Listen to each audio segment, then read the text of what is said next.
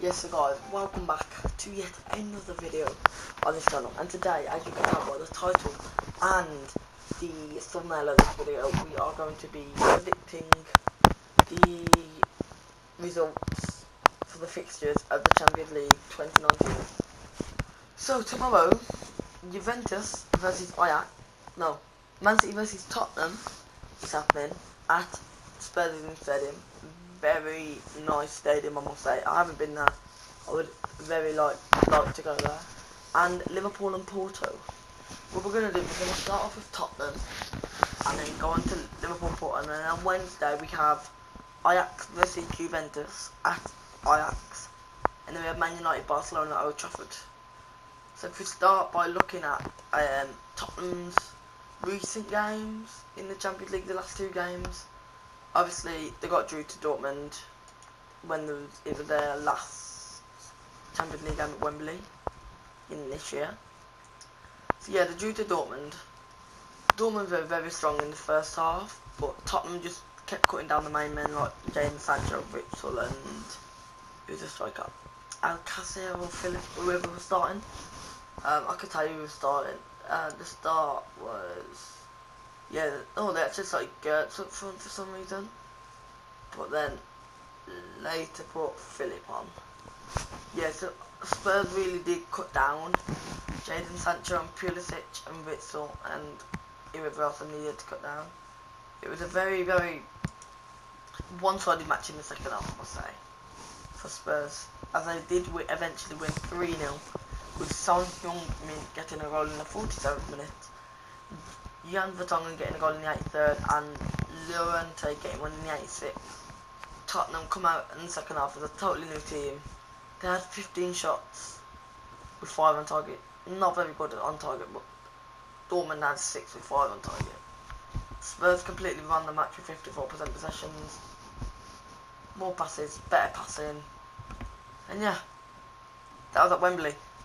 So they won 3-0 in the first leg, but then in the second leg, in Dortmund, they only managed to get a 1-0 win with Harry Kane, because Kane was back, which Dortmund completely dominated the match, with 19 shots to Tottenham's 5. Tottenham's shot on target was the only one on target for Spurs. Tottenham's goal was the only one on target for Spurs, whilst Dortmund was sitting on 7 on target with 65% possession. Completely dominated Tottenham that match, but couldn't get a goal, and that meant that Spurs were going to get through. And now Spurs, as I said, have got Man City tomorrow. So if you take a look at Man City's games, they came from 2-1 behind at the Veltins Arena in Schalke in Germany to win 3-2 with 5 minutes to go. That is what you call determination. So we got Bentaleb scoring 2 penalties. Well, Aguero scored first, I must say. Yeah, Aguero scored first to make it 1 in the 18th minute. Pretty standard goal. And then we got Bentaleb scoring 2 penalties in the 38th and the 45th minute, just on stroke of half time. And then we had Leroy Sané scoring literally one of the best free kicks I've ever seen in the Champions League, alongside one that we'll show both of them to later. So keep watching. And then Sterling getting a nice chipped goal in the 90th minute. Obviously, Nicolas Otamendi did get sent off for having 2 yellow cards. Not ideal, but it really didn't matter. City. So they won 3-2 at the Veltins Arena, and then when they went over to the Etihad, they then won 7-0. So was it a little bit of a fluke for Schalke in the first? You could say. With Aguero getting 2, Sané getting 1, Sterling getting 1, Bernardo Silva getting 1, Phil Foden getting 1 for his first ever Champions League goal, and Gabriel Jesus. Man City completely won the match. 15 shots to Schalke's 2. 11 shots on target for Man City and 1 on target for Schalke. And then 73% possession for Manchester City. Completely dominated the match, basically. So that's Man City Tottenham rounded up in a nutshell. This could be a very long video, like 20 minutes. Wow. And then the next game we have on tomorrow is Liverpool versus Porto at Anfield. So if we take a look at Liverpool's first leg against Bayern Munich, they drew 0-0 at Anfield, which was obviously Bayern Munich's first clean sheet of 2019. 2 months into 2019 hours. I would say Liverpool run down the match, but looking on here, it was pretty 50-50 team, 50-50 sided match. Liverpool had the better shots, 15 with only 2 on target. That is poor. And Bayern had 9 shots with 0 on target. That is just terrible. Obviously, with Bayern winning 5-0 the other day against Dortmund, that is poor. They had more possession, Bayern Munich did, made more passes. So I would say fairly even. Javi Martinez was the main guy in that game. He kept Bayern in that game basically. And if we have a look at the second leg at the Allianz Arena in Bayern, Bayern again dominated the game, but Liverpool won 3-1 with a fabulous first goal from Sadio Mane. So then Matip to go and score an own goal, and then that's where Liverpool was like, no, we can't let Bayern Munich win. We got to win the Champions League. And then up steps Van Dijk with a brilliant header, and then Sadio Mane to get the last, rub a little bit more salt into the wound of Bayern, which is 3-1. So Liverpool had 10 shots, Bayern had 7. 6 on target for Liverpool, 2 on target for Bayern. That was the first shots on target throughout the 2 legs. 58% possession for Bayern. They just kept having the ball. Like, as you can see, 461 passes completed. Liverpool only completed 409. But Liverpool were the ones that stood out and came out on top, really. Now, with Porto, another one that was weird. So, they went to Stadio Olimpico in Rome, which is the home of Roma FC in Italy, where they did lose 2-1. They went 1-0 down, then they went 2-0 down thanks to Zaniolo, and then Adrian Lopez just gets 1 goal to maybe keep a little bit of hope for the Porto side when they got back to Porto.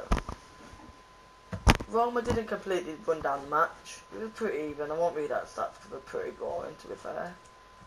But when they did eventually get to Porto, I think it was like 3 weeks later, they went, it was 1-1, thanks to Francisco Suarez getting the goal in the 26th minute. Well, it weren't 1-1, but you know what I mean, it was 1-1 before half time. And then Daniel De Rossi for Roma steps up to then make it 3-2 on aggregate. And now Porto are like, let's do something second half. 7 minutes after extra time, after the first half had finished, so into the second half now. 7 minutes into the second half. Moussa Marega scores. Full-time whistle is blown at 90 minutes. Extra time. First half of the extra time, and nothing really happened. And then up steps Alex Telles. 2 minutes. What? No, 3 minutes. Maths. 3 minutes before penalties were about to happen, and get the goal that Porto needed to make it 4-3 and go through. Porto dominated the match with 31 shots to Rome's 15. 9 on target for Porto, only 2 on target for Rome. 60% possession for Porto, only 40% for Roma. Completely dominate that match, and that's the reason why Porto wanted to go through. And I'm going to predict that the team going through out of Man City and Tottenham tomorrow, the team that are going to win is that Spurs new save. The Spurs are going to have pressure put onto them. So I will go for a 1-1 draw. I'll be very nice to Spurs, but I don't think they're going to go through. I've gone 1-1 Spurs and Man City, and then Liverpool Porto at Anfield. I'm going to go for a sneaky 1-0 Porto win. You guys probably didn't recognise that. Don't get me wrong, I used to support Liverpool, but I don't think Liverpool have the quality anymore. Don't get me wrong, they're bombing it in the league, but Porto, 1-0 Porto, trust me. And now we move on to the two games on Wednesday. So Ajax versus Juventus. Ajax's first game was obviously against Real Madrid, where they went 1-0 down to Karim Benzema of Real Madrid, and then Hakim Ziyech stepped up in the 75th minute, and then after about 5 minutes waiting for VAR, Asensio's goal was actually allowed, because it might have been a foul on the pitch. Ajax ran down the match. It weren't pretty amazing of a match, so I'm not going to read out the stats. But the second leg was completely dominated by Ajax.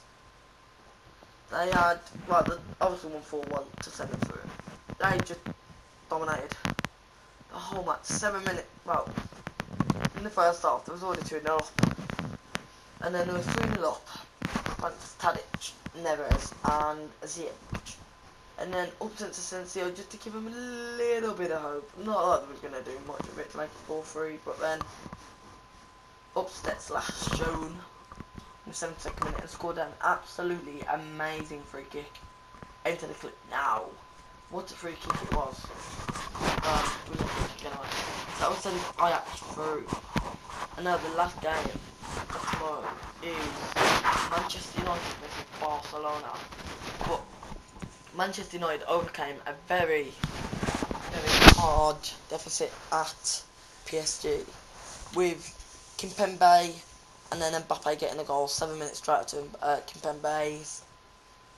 It was not a very nice match for Di Maria to play in, to be fair. Di Maria was getting abused and all that, so I won't go into too much depth about that. But then Pogba got a red card in the 89th minute, a challenge that he didn't really need to make, but then it was a red card, so something else that Manchester United had to worry about, alongside all of the injuries that they have had.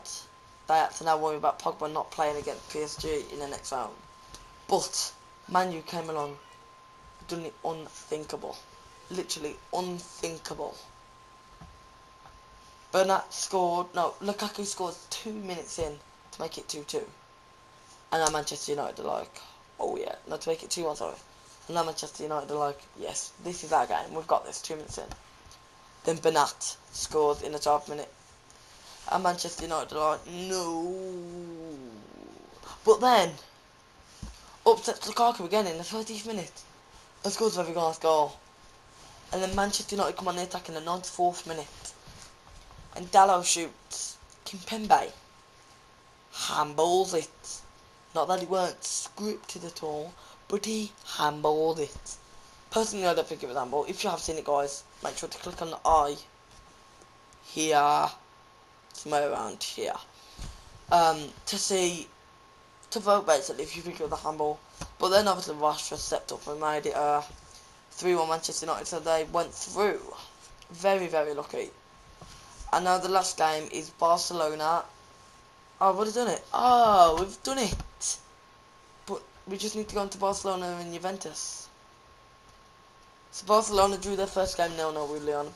Pretty boring game, to be fair. But Barcelona had 25 shots, but Lyon done enough to keep him out for the first round. And then back at the, what's it called now? Because I'm pretty confused. It's Stade Nou, Camp Nou. At Camp Nou, Barcelona then ran riot and won 5-1. Just riot, pure riot, as you can see on the screen right now. And then we hop over to Juventus, where, what's Juventus' stadium? Because I have no clue. Oh, at the Wanda Metropolitano Stadium in Madrid, for Atletico Madrid. Atletico Madrid won 2-0. 2 goals in 5 minutes. Not the result at all that Juventus needed. But going over to Turin in Italy, to the Juventus Stadium, where Ronaldo has just stepped up to just show the world what a player he is, and gets 3 goals for Juventus to send them through to the quarterfinals, semi-finals, quarterfinals, 1 or 2, quarterfinals it was. So the results I think are going to happen are, so out of Ajax Juventus, I reckon because it's like Ajax the first game, it's just going to be a really pumped game. I'll go for 1-0. Actually, you know what? 2-1 Ajax. Put a little bit more pressure on them in the second round at the Juventus Stadium. And then Manchester United Barcelona, I'm going to go for 1-0 Manchester United. I'm being very, very generous. I don't normally vote for Man United, I must be serious, I don't like them. But I've gone for 1-0 Manchester United. And hopefully they can go to Camp Nou. And I just want an English side. 2 English sides in the final. Like Liverpool, Man City, Liverpool, Tottenham, Liverpool, Man United in the final. Please, let that happen. But obviously, if you did enjoy this, guys, leave a like, subscribe, and don't forget to turn on the channel notification. And up here, somewhere around here, there will be a vote. So go and vote.